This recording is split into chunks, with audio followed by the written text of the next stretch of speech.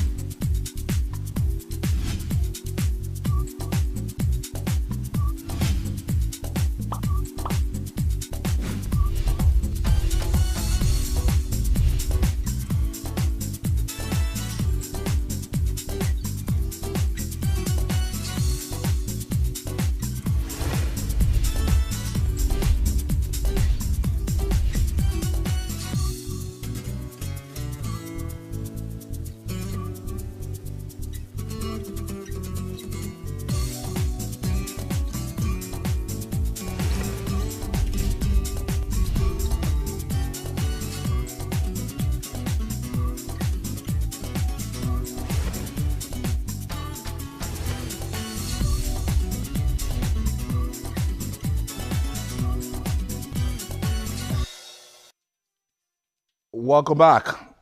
It's still Journalist Hangout, and the man ATIKU Abubakar is making headlines again. He just quitted the All Progressive Congress by writing a formal letter this morning. I got to know about his political sojourn from 1992 when he was a member of the Social Democratic Party, and from there he became the governor of Adamawa State in 1999 after he was seconded to the villa by President Olusegun Obasanjo as the vice president. Between 1999 to 2007, he was actually the vice president of the Federal Republic of Nigeria. He jumped to the All Progressive Congress, the Action Congress that time, to run as the candidate of the Action Congress in 2007. In 2011, this same man moved to the People's Democratic Party to slug it out with then President Goodluck Ebele Jonathan. And in 2015, he jumped back to the All Progressive Congress. He joined the All Progressive Congress, a new party that time, and he ran against this incumbent president, that is President Muhammadu Buhari,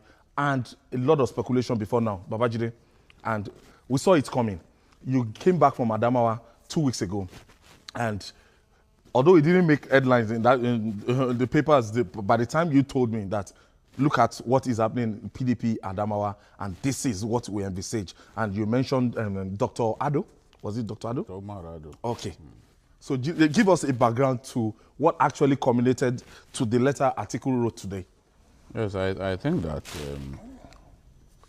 since Mama Taraba, Haja Al-Hassan, Jumai Al-Hassan, made that comment proclaiming her love and loyalty for ATIKU, became very, very clear that ATIKU's days in the APC were numbered.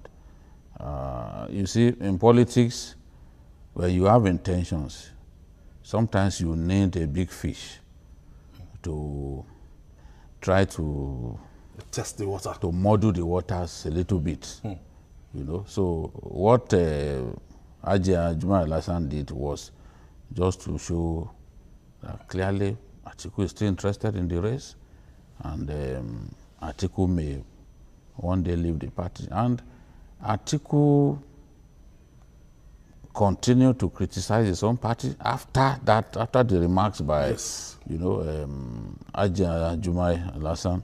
He continued to criticize the party. He talked about being sidelined and all that. He talked about spending money to using his influence, install the party. The party exploited his influence, and at the end of the day, he's not involved in decision making. The party is totally sidelined and all that. It was very clear that this man no longer saw his future in that party, and. Anybody who is very good at doing psychoanalysis of people would be able to accurately predict ATIKU's next move, because ATIKU's disposition is extremely predictable. I knew when I was in Adamawa State a few weeks back, I knew ATIKU would join the APC. And I mean the PDP. And you know, I've been talking about the two of them, Kwankwaso and ATIKU. Because I've had a few friends who would tell me, no, Kwankwaso is going nowhere. A few sycophants on Facebook and other places saying, no, Kwankwaso is going nowhere. He's a loyal party man, he's this and that. But people talk like that because they are ignorant of some of the undercurrents that it has pleased God to let some of us have access to. So you can say, shout on the rooftops that, oh, this is a good party man, he will never leave.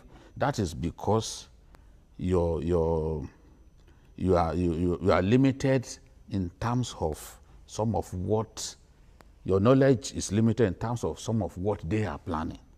For example, some of these people that we are talking about are even actively involved in planning some of the PDP's next moves. Maybe we'll get to see the video. I mean, the day Mama Taraba, our program on Mama Taraba, maybe our people will get a chance to see it again, and some of the predictions that we made that will come to pass. No doubt about it, those predictions will come to pass because these people are planning. Some of them are working. I said it as some APC members are working with the PDP already. If you meet with big Nigerians, governors and the rest of them, whether they are in different parties or not, you will know people who are moving from one party to another, talking, trying to get this one to support him. You know, people in APC are talking to governors in the PDP and begging for support. And yet people will sit back and say, oh, these guys they are very good party men, they are loyal party men, they are going nowhere.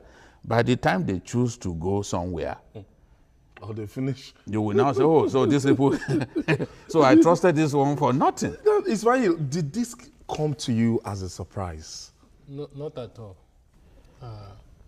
I say so because if you follow the Nigerian politics very well, like my elder brother Babajide said, there are some of these politicians that you can predict adequately what their next moves are likely to be.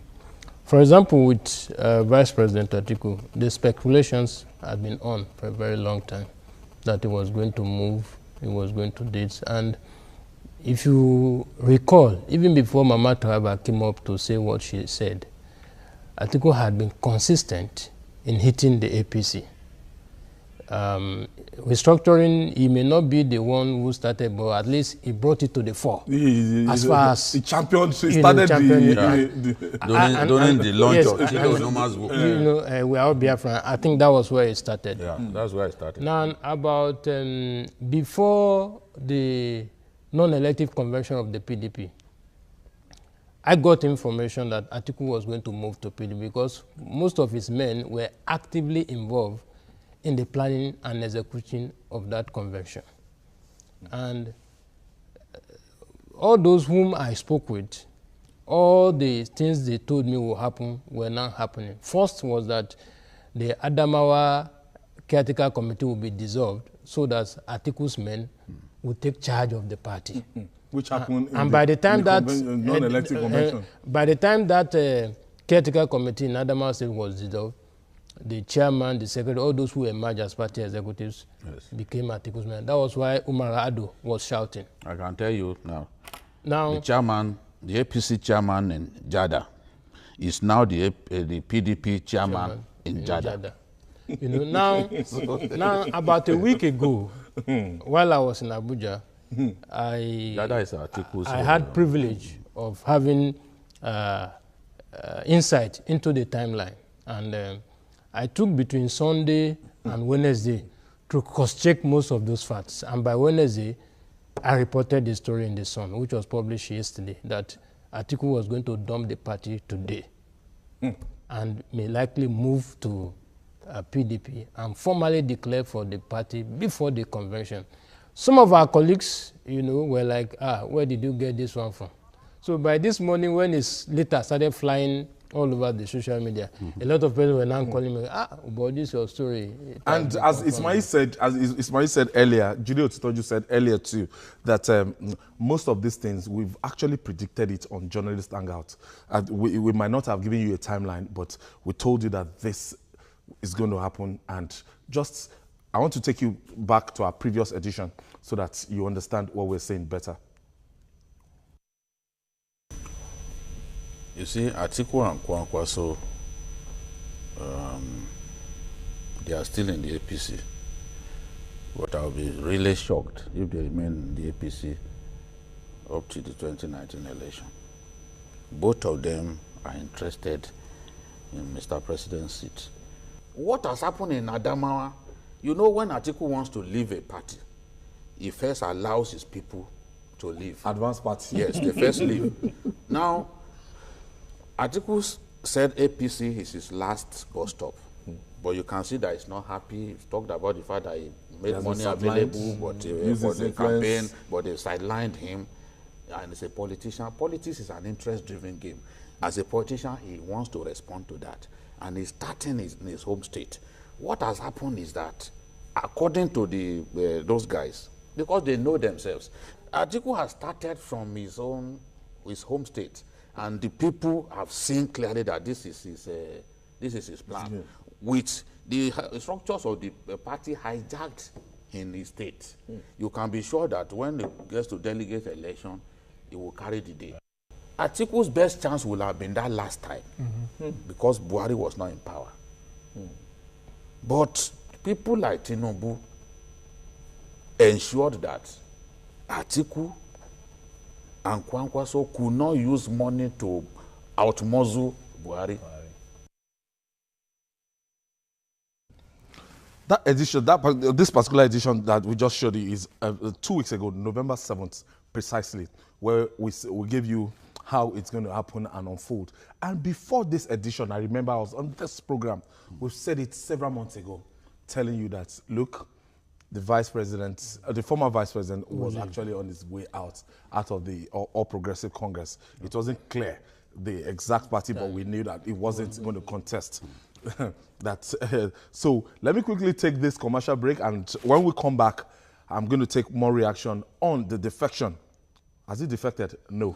ATIKU has quitted the resignation of former Vice President ATIKU Abubakar from the All Progressive Congress. We'll be right back.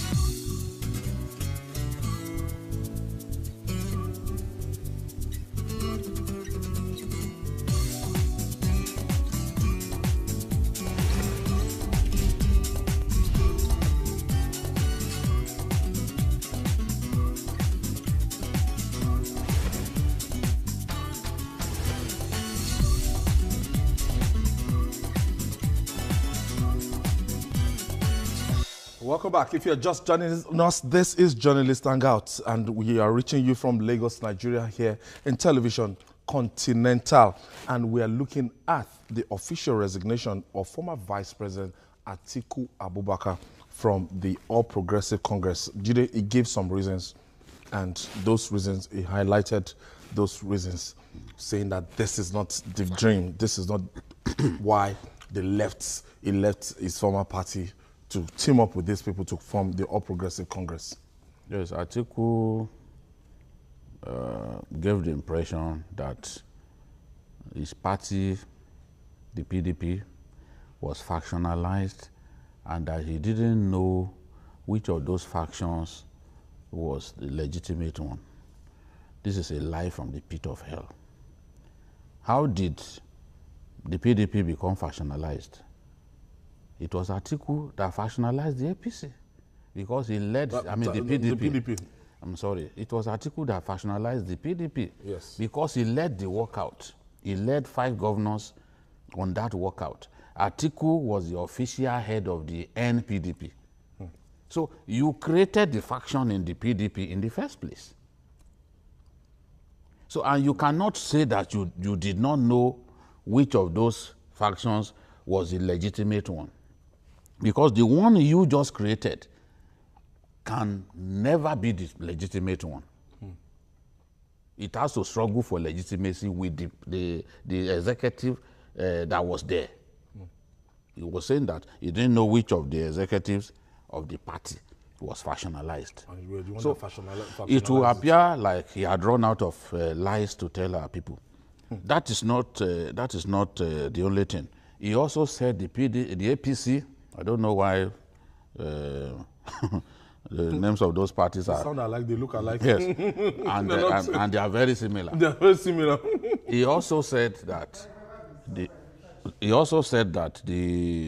the youths had no place in the APC.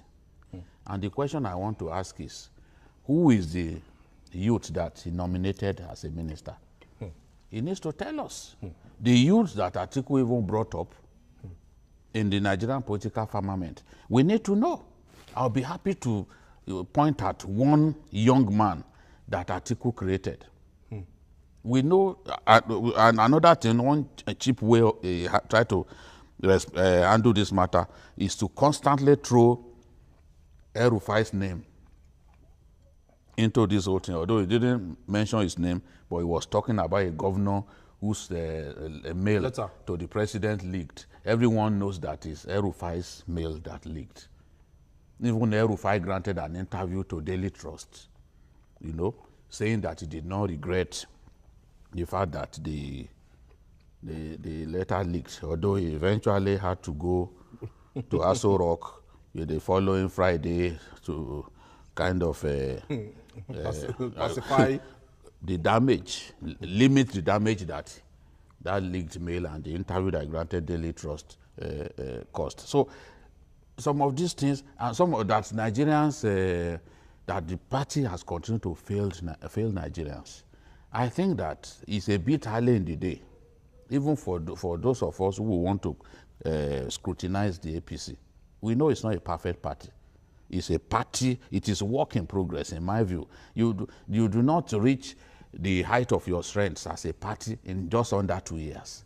So someone like ATIKU, with all the years of experience as a nomadic politician, cannot say that he does not know there that must be a reason to leave the party. It takes years to build a virile party. It takes years. A party that will be very strong, it takes years to build it because people of different tendencies come together to form a party.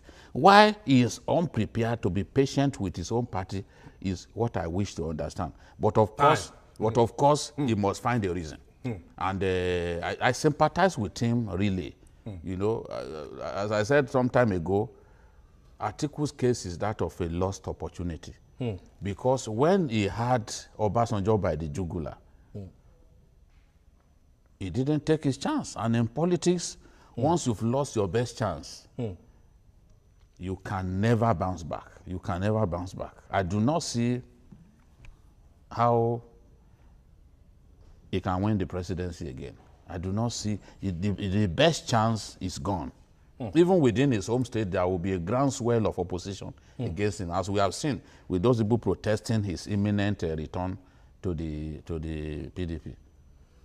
He condemned the APC, and he was saying, you know, this is a party, the regime of draconian clampdown. He condemned the way the APC have been operating, that this government has operated in the last 2 years. Well, my take on ATIKU's position is that if you look at some of the reasons he gave, if we want to be sincere with ourselves, we could see APC exhibiting some of those things. For example, the ATIKU group left PDP because they felt that there was no internal democracy within PDP. Now let us also ask ourselves, in the last 2 years that APC has been in government, how much of internal democracy have they tried to, entrench. One critical test for me, which APC failed, was the last convention he did, Congress, to elect 3 delegates. In virtually all the states, they sat down in government house to write the list. And that was what PDP was used to. And Atiku's exit, same system. And go and write it down. In as much as Atiku may have his own reasons, he may be accused of inordinate ambition, but I tell you, Atiku will not be the only big fish that will leave the APC. In Kaduna, for example, I cannot see how APC will give Shehu Sani a ticket to return to the Senate. Certainly, Shehu Sani will have to look elsewhere to get his ticket. He may not go to PDP. He's likely to go to PRP or any other party within that axis that will ensure his return to the Senate. Issa Ashiru, who lost the APC governorship ticket to El-Rufai in Kaduna State, former member of House of Reps, former vice chairman, appropriation, is likely to leave the APC. And his destination is PDP. Because El-Rufai will want to recontest. El-Rufai will want to recontest. Now, Issa Ashiru, who is a member of APC Akida, there's APC Akida in Kaduna, there's APC Akida in Katsina and some other states in the north. Issa Ashiru will want to run. Suleiman Unkui may likely run, the current senator representing Kaduna North. And as we speak, the El-Rufai camp are already grooming somebody to take over his seat as a senator. So all these people will eventually, but whether the reason they are giving for leaving is right or not, I will also urge the APC to look inwards and see how they can address some of the internal problems there are. Because as we speak presently, if you conduct an election, the current APC national chairman will not win the majority ballot. Yeah. Well, he will not win the majority ballot. So what is he still doing? There are crises in most of the states that the national chairman has made no serious effort. No serious effort to resolve. We were told that these governors, they even refused in to form the Bauchi, party for example. In Bauchi, for example, I don't know whether Dugara wants to run for governorship or wants to return to House of Reps. Whatever he wants to do, I know that he will also have crisis with himself and his governor. They are not on the same page. Ever since. In Kano. In Kano. No, that one. Ganduje and Kwankwaso too. So APC and have to, of recent, we have to do. We also have APC. The governor is even. The governor is determining who is a native, who is not a native, who is Atohunrewa, who is not Atohunrewa. And unfortunately, what the governor is calling Tekobo, also benefited him from Oshoba. Down to him. Virtually all of them who ran for governorship in Ogun State came from Lagos. That's the fact. He should come. How many of them set up businesses in Abeokuta or anywhere in Ogun State? They were all living, even during the campaign. Amosun's first attempt, he leaves his house in GRA to go to Ogun State to campaign. So when they talk about Tekobo, I don't know. I mean, all of them. Where that one is from. All of them they are Tekobo. But you see, the truth about it is that I know that Yayi will run in Ogun State. Most likely, he's not going to get the APC ticket. So he too is likely going to move from APC. All right. Actually, let me quickly take this breather. When we come back with this Cosmo, it's still Journalist Hangout. I think we are dedicating this edition to the exits of the former Vice President ATIKU Abubakar from the All Progressive Congress. So we have just the whole hour to actually trash out this particular issue. Please stay with us.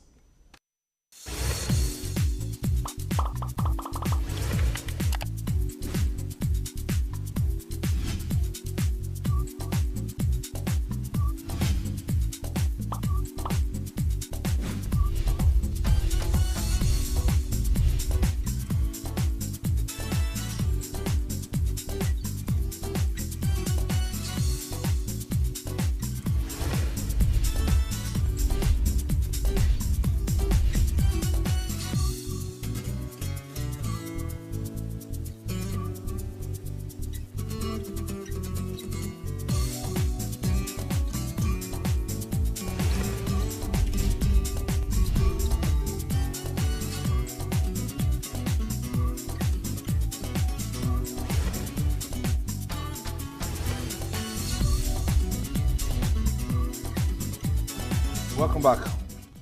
Babajide, it might not be the wish, of ATIKU Abubakar to, plays like this, to always crisscross, live.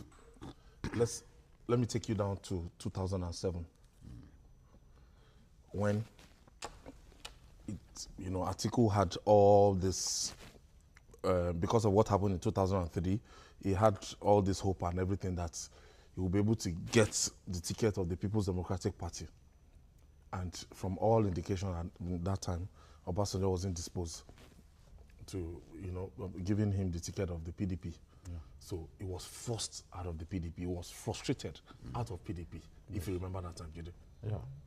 You see, somehow Obasanjo came to the conclusion that ATIKU had betrayed him.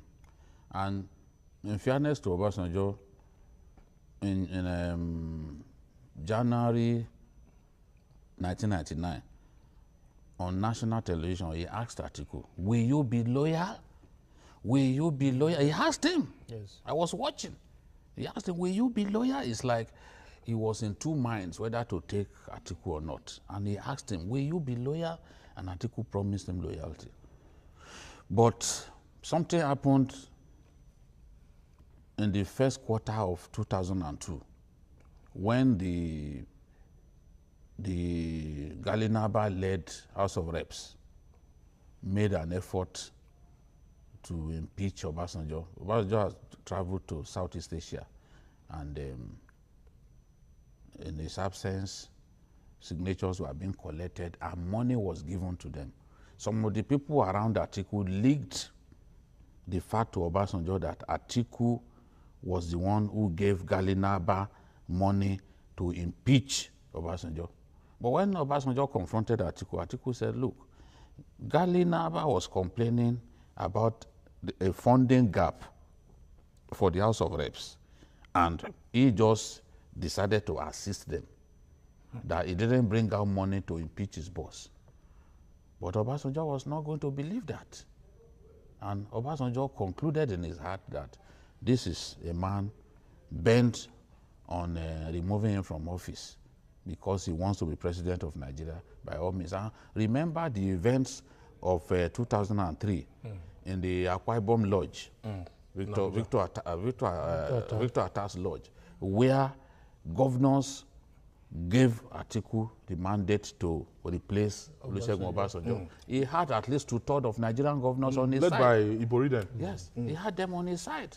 Because the governors at that time, including most of them governors of even Obasanjo's party, were tired of him. And they felt he was high-handed and all that, and they wanted ATIKU to supplant him. But Obasanjo convinced ATIKU, he begged ATIKU, That was a mistake. and convinced ATIKU that ATIKU should not contest against him. Because if he had contested against him, the governors control the structures of the party literally. They control the delegates. They determine who is even a delegate. Every governor in his heart has the register of his party in his state. So it determines who becomes a delegate. If you are not loyal to him, you will not be registered. So you cannot vote against him in the primary election. You can't even vote against other candidates because you will make sure that you do not emerge as a delegate. They are the ones who take people to Abuja and camp them. They camp their own delegates and ensure that people don't have access to them. They give them everything that they desire, So ATIKU lost that opportunity when he had Nigerian governors behind him. He could have taken Obasanjo to the cleaners, But as I said, in politics, once you've lost your big chance, you forget it, because the whole political complexion has changed. So that kind of influence, that kind of power, he no longer has it. Even when he went to another party to realize his ambition, when Obasanjo tried to stop him, he could see that influence that he had in 2003 was gone. So how many votes did he even get at that time? 2007. Yes. So this is the point. He lost that opportunity, and like I said the last time we discussed this matter, even now with Buhari as an incumbent president, with Buhari at the height of his powers, because I make bold to say that this man, after Buhari is such a special politician, because you and I will spend money to make people like us. He doesn't need to spend any money. He has never spent money to make people love him. And or I'm to maintain any structure. No. Once, it's just his name. Do you know how you know a politician is popular in northern Nigeria? All these Keke Marwa, they stick portraits. Yes, that's true. Buhari remains number one. After Buhari, you have the former head of state, Murtala, in terms of the number of those portraits on Keke Marwas, and Okadas. After after Murtala, then we are beginning to have Kwankwaso now, because Kwankwaso sees that as an opportunity to have visibility. So Kwankwaso portrait too is beginning to materialize on Okadas and Keke Marwa. So Buhari does not have to give people money. They see him as the truthful one, and he remains extremely popular. Okay. Anyone who doubts that should try to get into a contest. Okay, Jide, let's quickly take Dr. Ado. Dr. Ado is calling us from Adamawa State. Thank you for joining us. Yes, thank you very much. The former vice president just joined your party.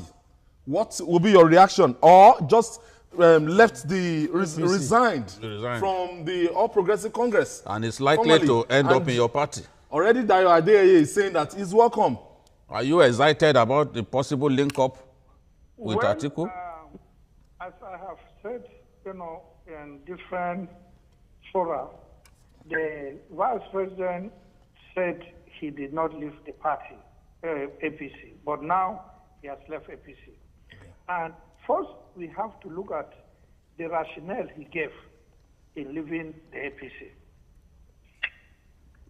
According to him, he left the APC because the APC is sinking, because the APC government has not been using youth, and because he said the governor of a state, obviously of Kaduna State, had accused the presidency of abandoning the government, that is the president, of abandoning him and then Bola Tinubu. This is the reasons why he gave for leaving the APC. Now, let us look at the reason he gave for leaving the PDP in the first place before joining the APC, and now giving reasons of leaving the APC to go back to PDP. Although he said that he is looking at his contemplating on his future, but we all know that this is just a gimmick, it's defeat. He has already finished all arrangements to go back to PDP. The PDP so-called executives in Adamawa have all mobilized at the airport to receive him, and they are waiting for him to go and just register. Today? Now. Register tomorrow. Tomorrow. Yes. Now, he said that he left PDP before because PDP was factionalized, that they did not know which faction to belong to, which faction is legitimate. For God's sake, that is not right. Because as I'm talking to you, I rode in the same convoy, in his same car with him from his house to the convention square, Eagle Square, on the 31st of August during the special convention. We agreed with him, or at least I told him, and he told me he has agreed that he will not leave the PDP, and I gave him a position paper for which legal action was needed to challenge Jonathan's eligibility in court, and he will remain in PDP and fight the court matter. But when we got to the Eagle Square, what happened? He left us at the Eagle Square, carried those who wanted to follow him, and they went to Yaradua Square, Yaradua Center, where they formed the new PDP. You went and formed a new party, a new PDP, with a new leadership. And yet you are saying that the PDP was factionalized, you didn't know where to belong. How can somebody talk like that? You abandoned an ESCO and went and formed a new ESCO, and then now you are talking as if You did not even know. People just form these various escorts and you are an innocent person in it. That is deceit. ATIKU ought to grow beyond that, and he did not. So that is one. Now, he will join the PDP. The moment he joins the PDP, he would want to cause problem because he will not even emerge. If they will do option A4 as the basis for primaries, I can assure you he will not emerge in his ward. He will not emerge in his local government, and he will not emerge in Adamawa State. That I can guarantee. But if you people think, it's a good thing that happens to the party, well, I want to thank you. But we, the insiders, we know the truth. Dr. Umar Ado, I want to thank you. I think he was Umar a close aid of... Umar Ado was ATIKU's essay strategy when he worked with Obasanjo. So he knows ATIKU inside out. He's ATIKU's cousin. ATIKU grew up in his dad's house. So if there's anyone, ATIKU used to take him to school.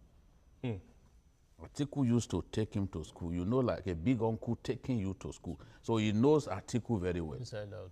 And having served as his essay strategy, you give that kind of position to someone extremely close to you. So where's his loyalty? Where's Umar Ado's loyalty? They fell apart. Umar left ATIKU long time ago. They fell apart. Immediately after that 2013 special convention, which Umar was talking about, I think that was when they parted ways. They parted ways since Obasanjo days. He resigned. Yeah, he resigned. But in spite of the fact that he resigned, they were still doing things together. But clearly from 2013, he took a different position from that of Vice President ATIKU. And like he said, he said something that ATIKU was not likely going to pick the ticket. I share his view. We are building up. I share his concern. We are building up. I share his concern. Now, Jide took us to 27. Let's go to 2011. This same man, he left the Action Congress, where the Southwest Alliance with the Bola Tinubus of this world, he left them and went back to the People's Democratic Party. So thinking that he could pick the ticket of the People's Democratic Party at the expense of the incumbent, President Jonathan. Well, if you remember that convention, I remember. You see, the thing is this. I sometimes I wonder if those who advise some of these big men, they see some of the things those of us who are small we see. In 2007, there was no way ATIKU could have won that election. Don't forget there was a long legal battle to say whether he was even eligible to run or not. To put his name on the ballot paper. And his name came on the ballot paper barely 48 hours or so to the election. Supreme Court. And I was already in Adamawa because I monitored Adamawa election.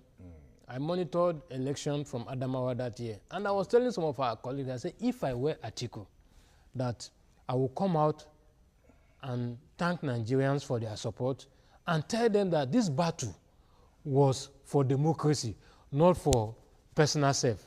And then go back and prepare for 2000. Yes, I'm prepared for 2000. Yes, I'm prepared for 2011 because there was no obstacles were already placed on his path. So there was no way he could have won that. So if I were him, I wouldn't have run. Now the Action Congress that he ran under. Now he ran for that election. He ran for that election, and after he lost, he went to court. Now his anger was that while he was in court, the major chieftains of the party abandoned him. Action Congress. Yes, Action Congress. So it was because he felt he was abandoned. And don't also forget that before that election, he was supposed to run with Asiwaju Bola Ahmed Tinubu. Okay. At least I knew there was that arrangement. But suddenly he came up with Ben Obi as his running mate. Okay. Okay. For whatever reasons, maybe religious. I wouldn't know. So certainly, if I were in Asiwaju's shoes too, I would also be angry. Whatever thing you want to do, having started the journey together, you should take me into confidence. So I'm sure based on that, he left. Now, when he now returned to PDP, don't forget that before the 2011 primaries of the PDP, there was this northern consensus. There was this Yes. group looking for a Bukola Saraki, northern Babangida, consensus candidate. Adam, When that Led by Adam Chiroma. now, and if you remember very well, Sule Lamido said consistently that look, who gave that group the legitimacy to look for that? Are they really thinking very well? That do they know the implication? Because once you bring up somebody in quote as a northern candidate and the person is defeated at the primaries, do you know the implication? But nobody seems to be listening to to Sule Lamido. And ATIKU he emerged as the consensus candidate of the northern group Of a small northern group, and went into the primaries with Jonathan. And at the primaries, if you recall very well, even delegates from Adamawa never voted for him because Babame Mongoro was firmly in charge of his state. And Babame Mongoro, yes, Babame Mongoro was among those who look up to Obasanjo as a leader. And don't forget that it was Obasanjo who practically backed Jonathan for that 2011 primaries. So it was very difficult for ATIKU to break into the way the primaries were conducted in 2011, you will know who a particular state voted for. Yes. You will know. It was clear from most of the some of those parties, some of those delegates, once it became clear that the way the thing was structured, people will know whether you voted for the president or not. It was difficult for them to stick with even their original candidates. So ATIKU went against federal might. He tried to match Goodluck Jonathan dollar for dollar. I remember. But at the end of the day, the incumbent in our kind of politics, it's extremely difficult to defeat an incumbent because he will muster all the powers that he has, and you will be crushed. So that is what happened. But the thing is, if we let's even talk about the people that is going to join in the, because if he thinks that taking the PDP ticket will be a walk in the park for him. Let me quickly take this call. Sadiq is calling us from Abuja. Thank you for joining us, Sadiq. Thank you, sir. Good evening, sir. Yeah, go ahead with your contribution. My big uncle Jide, well done. Oh, no. God continue to guide. Amen. Please, there is this issue I want us to talk about. I know that this program is dedicated to ATIKU issue. But back into some of the problems we're having in APC as a whole, and the national, we have a serious problem. Uncle Jide, I'm from the same state with him. I'm sure he's always the truth and nothing but the truth concerning Yayabello. Do you know that the second reconciliation committee has been set up by this same John Oyegun? Up to now, he cannot reconcile Yayabello and the old core politicians from Kogi State. Yes. That's another very big, serious problem that we are having in Kogi State up till now. Yayabello doesn't want to respect the old politicians who worked with late out to that. He so much pretend to respect up till now. And the first committee, Yayabello will pack our money, refuse to pay us. Me that I'm talking to you now, I'm supposed to be a teacher receiving salary under Yayabello, but his cleaning committee does not even recognize me. Okay, Sadiq, don't worry. We are touching it one by one. We are touching it one by one. Definitely, we get to the All Progressive Congress and the intra-party crisis within that party. Jide, you were talking about, before I interrupted you. Because I'm saying that if he thinks that picking the is going to get it on a platter of gold, will be a walk in the park, then he's mistaken. Well, there's one thing that I want to say as a historian. ATIKU's greed for power is unmatched in our political history. Greed for power. Yes, and I've never seen anyone who had that kind of greed for power who eventually became president of Nigeria. I do not know that person in Nigerian history who had that kind of greed for power and eventually became the president. Most of the time, people who become president in Nigeria are reluctant candidates. So I think that he needs to realize that even in the PDP that he is likely to go into now, there are already formidable candidates. Ibrahim Shekarau is there, he's interested, he has indicated already, former governor of Kano, he has everything. Sound guy. He has everything, he can speak, old teacher. You have Sule Lamido, who is also interested. He's a thoroughbred politician. He has remained in PDP from 1998. He has remained in the PDP. He's one of the founding fathers. One of the founding fathers, you know. In fact, he was telling me that it was Baba Adebanjo that made Bola Ige and co to leave the PDP because Baba Bola Ige wrote PDP's constitution. Constitution, you know. But Baba Adebanjo said it was Baba Adebanjo that dragged him out of the meeting they were holding at that time, and that was the end. So he has remained in his party. He is interested in that, in the presidency as well. Yes, people will say he has what is it called? A court case at the FCC. No, that is not. People like Goje too, they have it. And Goje is in the Senate. Goje is in the Senate. There are so many other people. That Senate has a good number of people who have corruption cases against them, but it has not stopped them from emerging. You know, it is only the courts that can stop someone from contesting. So Sule Lamido is free to contest, and we have other people. In fact, McCarthy. We are hearing that even McCarthy, yes, is interested. He's not a bad candidate anyway. So he's not going to be a bad candidate. And I can tell you, I'm sure that Kwankwaso will end up in that PDP. Yes, and because he also seek the ticket. Yes, not discountenancing the last Senate president. So, and if we remember, Kwankwaso defeated him in the last APC presidential primaries at the Tesli Balogun. So I fancy Kwankwaso's chances of defeating him again if both of them contest for the same prize. So going to PDP does not mean ATIKU will even get to face Buhari. Your final take on this? My final take on this, I want to speak now as Ismail Omipida, not as a journalist, but as a citizen of Nigeria. Having followed ATIKU's track record over the years, if I have the position to advise him, if I'm in a position to advise him, and I have the privilege of sitting with him one-on-one, I will advise him not to seek to contest the presidency in 2019. Rather, if he believes that APC is not doing well, he should join forces with others to identify somebody to kick APC out. Not for him to say he wants to run. That is my candid advice. Candid advice. Indeed. Babajide. Well, what of advice for advise him? You advise him. If I'm to advise him, I will advise him not to waste his money. If the super tanker is in the race, I've not seen that person. Super tanker. If the super tanker is in the race, that is Muhammadu Buhari. Yes, I've not seen that person, and you can see that the super tanker is making amends.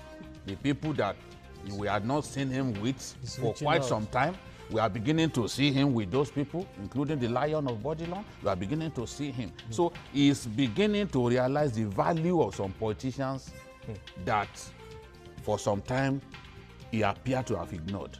So, and he needs these people when 2019 beckons. So if he has those people on his side, who is that politician in Nigeria who can defeat him? Wow. I've not seen that politician who can defeat him. I want to thank you, Ismail Omipida. Thank you for the kilishi anyway. You can see that our table is different. Today, I'm Babajide Kolade Otitoju. We do this every day. And regards to ATIKU. Well, let's wish ATIKU the best of luck. Yes, we wish him the best of luck. Anyway. But the best of luck in something else, not in contesting. Thank God it's Friday, and that's why we call it a quit this week. Join us on Monday for another interesting episode of the program. You can watch the repeat broadcast tonight at 11 on all our platforms. That's DSTV 418, GoTV 45. You can also watch Journalist Hangout on, you can see on the screen on YouTube. That's youtube.com/TVC News Nigeria.